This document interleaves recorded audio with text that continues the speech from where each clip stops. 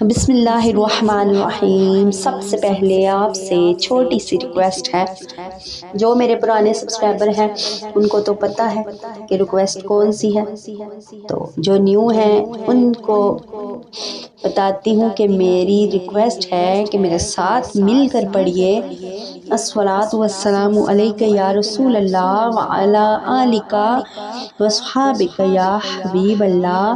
فرمان مصطفیٰ صلی اللہ تعالی علیہ وآلہ وسلم ہے، جس نے مجھ پر ایک مرتبہ درود پاک پڑھا اللہ تعالیٰ اس پر 10 رحمتیں نازل فرمائے گا۔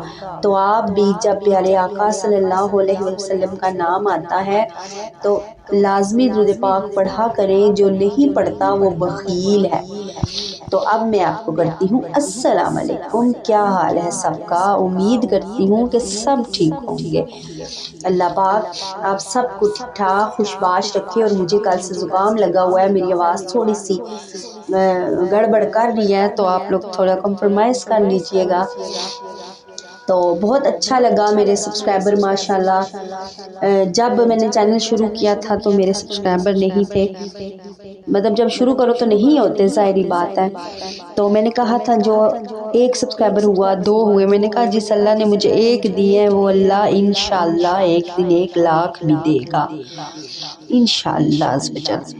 تو اللہ پاک دے، اللہ پاک اپنے سوا آپ لوگوں کو بھی اور مجھے بھی کسی کا محتاج نہ کرے۔ جو میرے نیو سبسکرائبر ہیں ان کے لیے خصوصی دعا ہے، اللہ پاک ان کو صحت تندرستی عطا فرمائے، رمضان کے مہینے کے صدقے ان کے گھروں میں جو دکھ مصیبتیں پریشانیاں ہیں اللہ پاک ساری دکھ مصیبتیں پریشانیاں دور فرمائے۔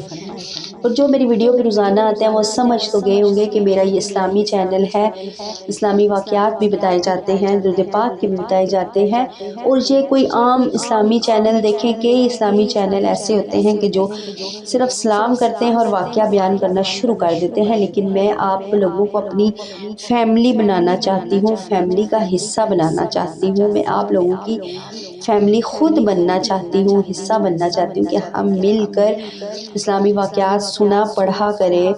تو اس لیے آپ لوگوں نے جنہوں نے مجھے سبسکرائب کیا ہے جزاک اللہ، اور جو نیو ہے سبسکرائب کر دیں میرے چینل کو، لائک بھی کریں اور شیئر بھی کریں، اگر اچھا لگتا ہے تو، زبردستی کوئی نہیں ہے۔ تو جس اللہ نے اتنے دیے ہیں انشاءاللہ وہ اللہ اس سے ڈبل بھی دے گا۔ اور آج کا جو واقعہ ہے وہ ہے شیطان کا واقعہ۔ واقعہ کچھ یوں ہے کہ ابلیس جس کو شیطان کہا جاتا ہے یہ فرشتہ نہیں تھا بلکہ جن تھا جو آگ سے پیدا ہوا تھا۔ وائٹی فیملی آپس کی بات بتاؤں، مجھے بھی آج تک بچپن سے میں یہی سنتی تھی کہ جو شیطان ہے وہ فرشتہ تھا پہلے۔ بڑوں سے بندہ سنتا ہے نا کہ یہ ایک بہت اچھا فرشتہ تھا، تو حضرت آدم علیہ السلام کو سجدہ نہیں کیا تو اس وجہ سے یہ شیطان بن گیا۔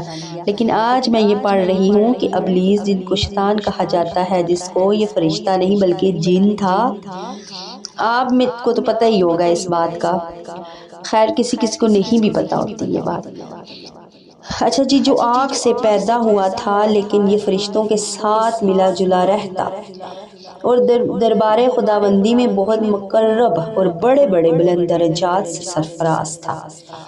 حضرت کعب رضی اللہ عنہ کا بیان ہے کہ ابلیس 40,000 برس تک جنت کا خزانچی رہا اور 80,000 برس تک ملائکہ کا ساتھی اور 20,000 برس تک ملائکہ کو واعظ سناتا رہا، 30,000 برس تک مقربین کا سردار رہا اور 1,000 برس تک روحانین کی سرداری کے منصب پر رہا اور 14,000 برس تک عرش کا طواف کرتا رہا۔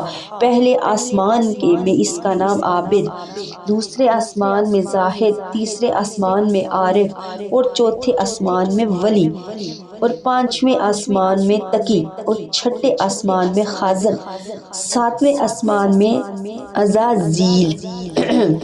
جب یہ میں واقعہ پڑھ رہی تھی تو مجھے بھی اسرائیل لگا، لیکن اس کا نام تھا عزازیل۔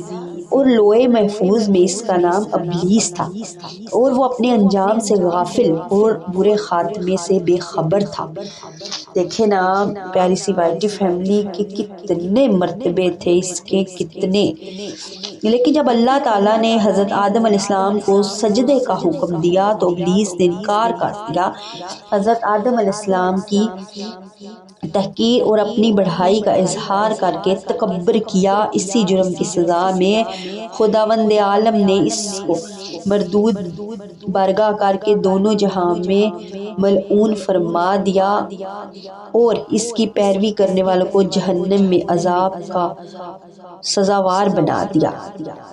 چنانچہ قرآن مجید میں ارشاد ہوا ہے، ترجمہ کنز ایمان، فرمایا کس چیز نے تجھے روکا تو نے سجدہ نہ کیا جب میں نے تجھے حکم دیا؟ بولا میں اس سے بہتر ہوں، تو نے مجھے آگ سے بنایا، اسے مٹی سے بنایا۔ فرمایا تو یہاں سے اتر جا، تجھے نہیں پہچانتا کہ یہاں رہ کر غرور کرے، نکل تو ہے ذلت والوں میں۔ بولا مجھے فرصت دے، اس دن تک لوگ اٹھائے جائیں۔ فرمایا تجھے مہلت ہے۔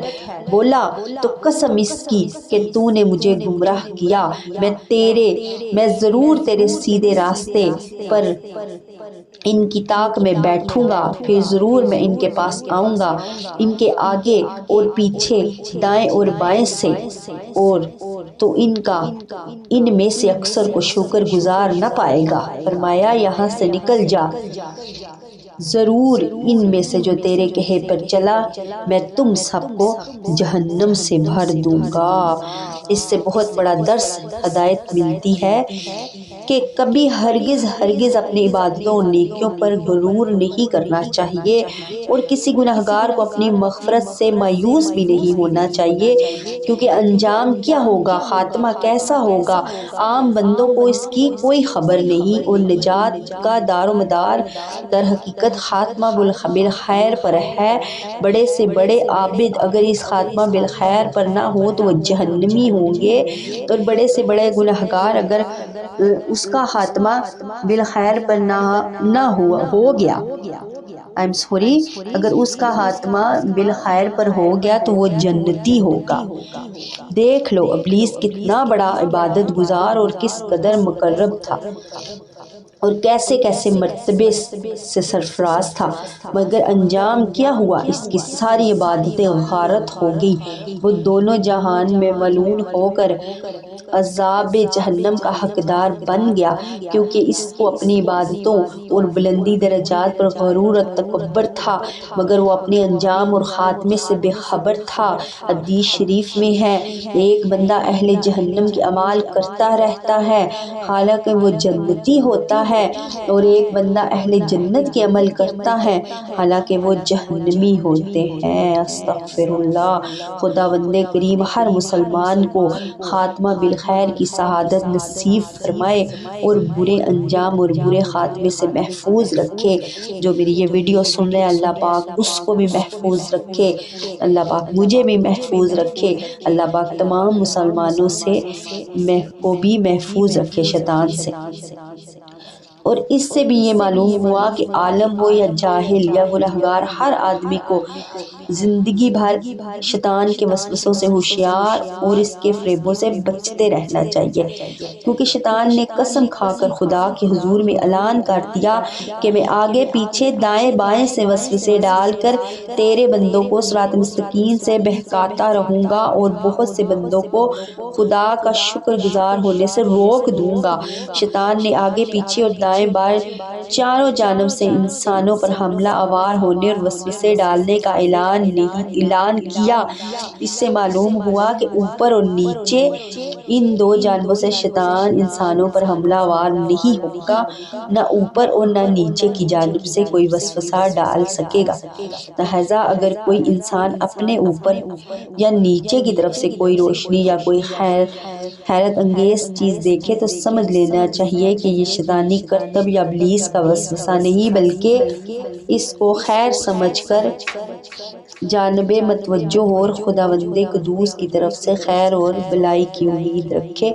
آخر میں اللہ پاک سے دعا ہے کہ اللہ پاک ہم سب کو شیطان سے محفوظ رکھے، غیبت، جھوٹ، چغلی، چوری، قتل، غارت، اللہ پاک ان سب چیزوں سے دور رکھے۔ اور پیاری سی وائی ٹی فیملی، معذرت ہے اتنی لمبی ویڈیو ہوتی ہے، وائس اوور کرنا ہوتی ہے، میں دل سے وائس اوور کرتی ہوں۔